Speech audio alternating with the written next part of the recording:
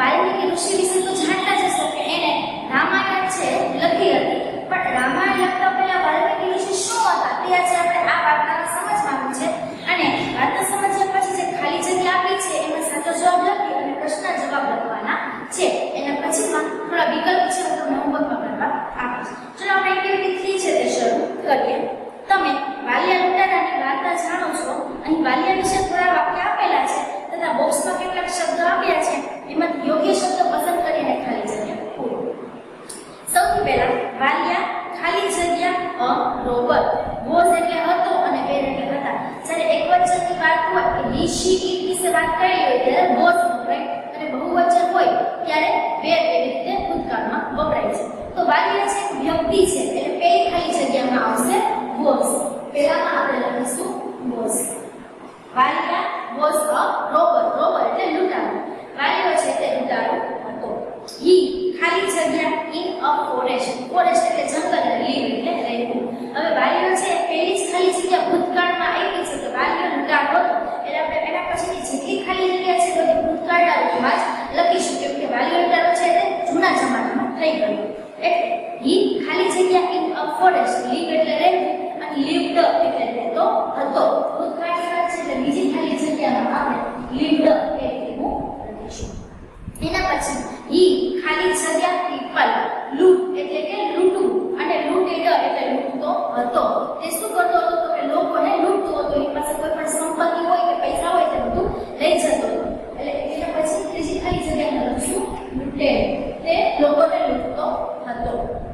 So people ખાલી જગ્યા afraid of him. તેથી લોકો એટલે કોણ તો કે જાજા બધા બહુવચનની વાત છે. Afraid of him. અફ્રેડ એટલે ડરવું. નાથી ડરતા હતા. તે લોકોને લૂંટતો હતો તેથી લોકો વાલિયાથી ડરતા હતા. લોકો છે તે બહુવચન છે. ભૂતકાળમાં બહુવચન માટે વેર વપરાય એટલે આ કઈ જગ્યામાં આપણે વેર લખીશું. એના પછી હિઝ ફેમિલી. ફેમિલી એટલે કુટુંબ અને હિઝ એટલે કોણ તો કે વાલિયા લૂંટારાનું. હિઝ ફેમિલી ખાલી જગ્યા not happy with him. Happy એટલે ખુશ અને નોટ હેપી એટલે ખુશ ન હોય તેવું ના ખુશ. વિથ હિમ એટલે તેનાથી. વાલિયા લૂંટારો શું કરતો હતો તો કે લોકોને લૂંટતો હતો તેથી લોકો જ તેનાથી બીતા હતા. હવે જે કોઈ પણ વ્યક્તિ જો બધા લોકોને લૂંટતો હોય કે સામાન ચોરી જતો હોય તેના કુટુંબના લોકો તેનાથી ખુશ હોય ન જ હોય ને. આવી જ રીતે વાલિયા લૂંટારાનું કુટુંબ હતું તે પણ તેનાથી નાખુશ હતું. એટલે હિઝ ફેમિલી એટલે કુટુંબ. એક જ કુટુંબની વાત કરી છે. આ વસ્તુ એક વચનમાં છે ભૂતકાળમાં એટલે પછી ખાલી જગ્યામાં લખશું વોઝ. નેક્સ્ટ વન્સ એટલે કે એક વખત. નારદ મુનિ જે નારદ ભગવાન છે ખાલી જગ્યા થ્રુ ધ ફોરેસ્ટ. એક વખત નારદ મુનિ થ્રુ ધ ફોરેસ્ટ એટલે કે નાથી પસાર થાવ. ફોરેસ્ટ એટલે જંગલમાં. એક વખત નારદ મુનિ જંગલમાંથી પસાર થતા હતા. તો પાસ એટલે પસાર થાવ અને પાસ્ટ એટલે પસાર થતા હતા. એટલે આ ખાલી જગ્યામાં આપણે લખીશું પાસ ધ. હિઝ એડવાઇસ ખાલી જગ્યા વાલિયાસ લાઈફ. હિઝ એટલે કોની તો કે નારદ મુનિ. એડવાઇસ એટલે સલાહ. ચેન્જ એટલે બદલવું અને ચેન્જ એટલે બદલી નાખી. ભૂતકાળની વાત છે. વાલિયાસ લાઈફ એટલે વાલિયાની જિંદગી. એક દિવસ નારદ મુનિ જંગલમાંથી પસાર થતા હતા અને એને જે નારદ મુનિએ સલાહ આપી એને વાલિયા લૂંટારાની જિંદગી બદલી નાખી. એટલે પછી ખાલી જગ્યામાં આવશે ચેન્જડ.